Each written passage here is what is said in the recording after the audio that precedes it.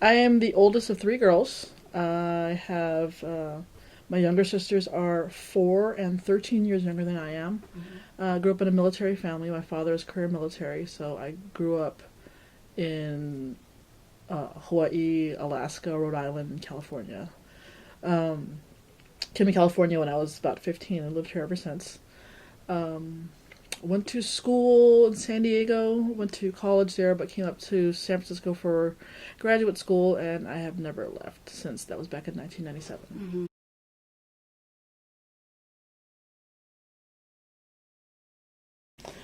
Um, I didn't know better, to be honest. I didn't know the difference because where I grew up, um, I was always around Filipinos. So because of the military, so I always grew up around Filipino families, and so um, the only I guess the main thing was language, but that wasn't even an issue because when I was younger, my parents um, said that I spoke Tagalog at Ilocano, and then when I was school age, they stopped speaking it because they wanted me to speak perfect English, which I think is kind of ironic that I became an English teacher, but and they wonder why. Um, and I was always, I've known nothing else. I've always known that as the oldest, I had to be responsible for my siblings. I was the role model. I was the one that got in trouble all the time. And I had, I see what my sisters were able to get away with later. I was like, well, not fair. But that's all part of it.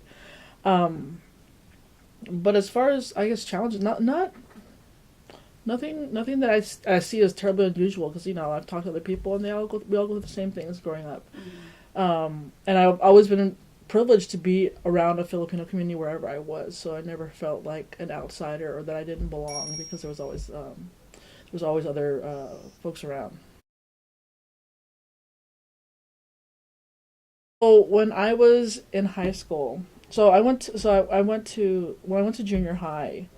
Um, I started in ninth grade, and for that's like the end of junior high, and so I got there in the middle of the year, and so everybody had already made friends and had bonded, and I was pretty much by myself that during that time, and that's when I experienced a lot of like bullying and like people just being mean, and it was just it wasn't just people of other races, there were some folks, but there was other Filipinos who would like pick on me or make fun of me and other Pinays, and so when I got to high school, the high school I went to was primarily Filipino, Latino, and black, and just very few white students who were there.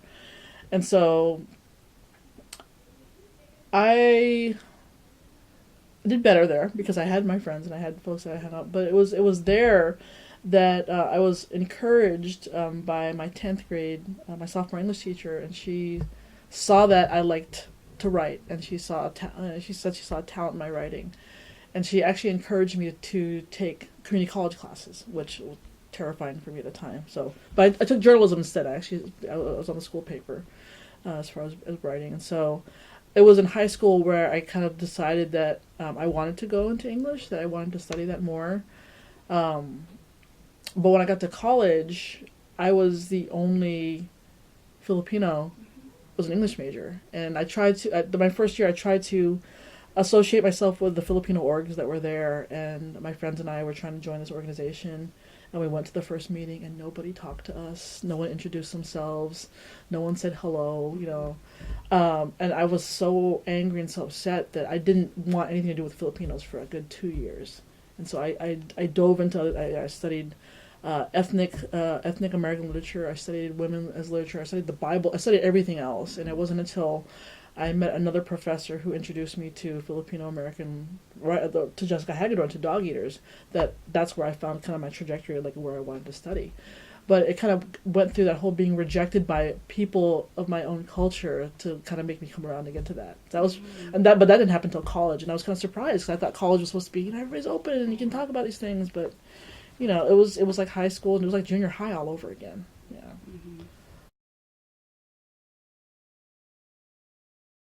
That's why I think it's so ironic that, given that horrible experience I had in college, that here I am coordinating, a Filipino American learning community. It's like, and, you know, uh, when we started FSU, I wanted to make sure that we did exactly the opposite of what happened when I was in college. And so, I always told my students, I mean, you don't shun people. You welcome everybody. It doesn't matter who they are, Filipino or not. Because I wouldn't want any other student to go through what I went through. That kind of, especially, again, rejection by other Filipinos. I was looking for a place in college, and I couldn't find it there, and I was so angry that I was not welcome by other people who looked like me. Because all my life I'd been in, my parents were part of Filipino orgs. We go to the parties. I learned the dances, the songs, and everything. And then when I got to where I finally could choose, and I was just completely rejected. So I wanted to make sure that when I agreed to do the work here, that I would make sure that would never happen to any other student ever again. I started teaching in 2000. That's when I got my degree from San Francisco State.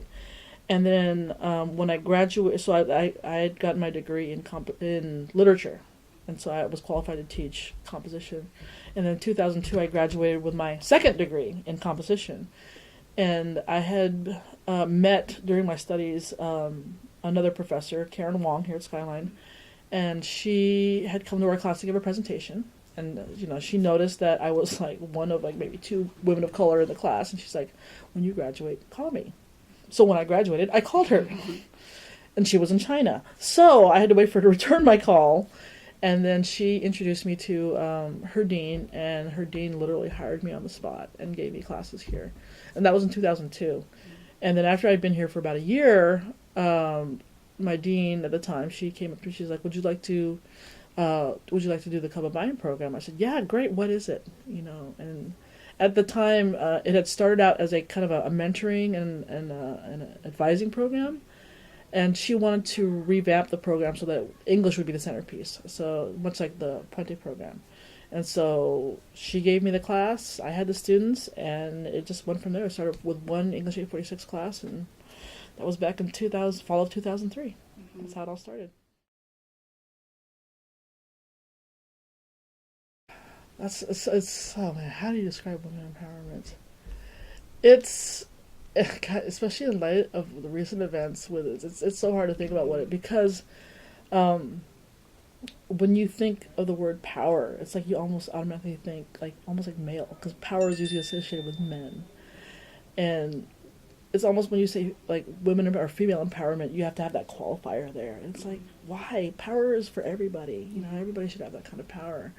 But I would say for female empowerment, it's giving women a voice, and knowing that they have that voice, that they can say what they want, and they feel just like anybody else, just like a man could.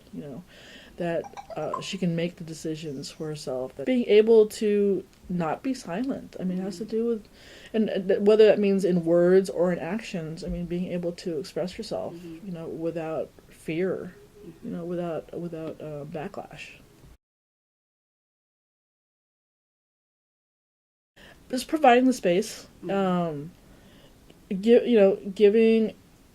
everyone the chance to say something. But when I do encounter female students who have issues or are quieter, just giving them the time and the space to to work through things. And when I see students with potential who could be potential leaders, but they're unsure of themselves, it's just giving them that extra motivation, extra push. Because some of them will be, you can see it a mile away that you were born to be a leader, but they're they're told they weren't good enough, or they're shy and they're quiet. And it's no, it just takes that extra push, and and being a role model, if anything else. It's one thing to, say something, to say that you need to do this, but to also do it yourself. And I think that's what a lot of us do here. Is it's all about students first here at Skyline, right? We put our students first, but also we want them to see that they have a say in what's going on in their lives, and they have a voice, and so it's just up to them, to push themselves forward to do it. Reminding them that they still have that voice, that they are going to encounter more open hatred, more open sexism, more open homophobia, because people are, you know, inherently, not inherently, that's the right word. People are racist. People have been racist. That's not. But now it's almost like now they feel like they have the right to be more open about it. And so it's like when I was telling some of my students today, we were talking about it, about the election results, and one of the students said, "Well, I guess it's okay, but it doesn't really affect me." I'm like, "You are a woman of color. It very much affects you, and here's how." And I was just trying to, break down what was going on, and and she was not taken aback, but just kind of like, "Oh, okay, I guess it does." And the more that the other women in the class were speaking about it, I think she kind of saw it. So, luckily we have spaces like that here on campus that we can do that. Or, I will give the time. It's like, we got a lesson plan, but we got to set that aside and do something else. And so, it's about staying aware and staying safe and like looking out for each other. I think that's what's going to have to happen in the next. Hopefully, it's only the next 4 years, but just now, just seeing what some of the backlash is happening. So, and knowing that if they need to, I'm here for them to talk to, and that if not me, there are other resources, there are other people they can talk to, but they don't have to face this kind of thing alone. There are a lot of people like them. We're all in it together. So.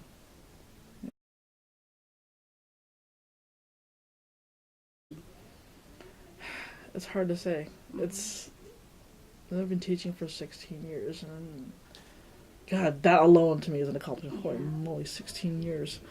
Um, when I see them come back, when I see students volunteer their time, when I see students reaching out or encouraging their cousins, siblings, to come to Skyline, to come in learning community. I know I could probably name people here and there, their accomplishments, and they all keep in touch with me. But it's just seeing students take what they've learned from our classes and applying it, and giving back to the community in whatever different ways. That to me is the greatest reward. When they come back here and they say they want to be where I'm sitting, that to me is like the biggest compliment. It's like, I want you, because I'm not going to be around forever, but I want to make sure that the work that we've done, the foundation that we built here at Skyline, just lives on no matter what. And I've told them that too. It's like, someday, I'm in front of the classroom, I want you to be up where I am, and I want you to be, educating the next generation of leaders. And so, to me, that's when I see them. It could be, either an email, or I run into them at the mall and they tell me what they're up to. Or when, like, Bo is a great example of that. I mean, he was a former student, and here he is now. He's the Columbine counselor. I mean, that, to me, is a huge compliment, and it's a huge kind of like badge of honor. I'm like, I'll take credit for some of that, sure. I mean, he put himself through school and everything, but, to know that I was there in the beginning to help, man, I'll take that, sure.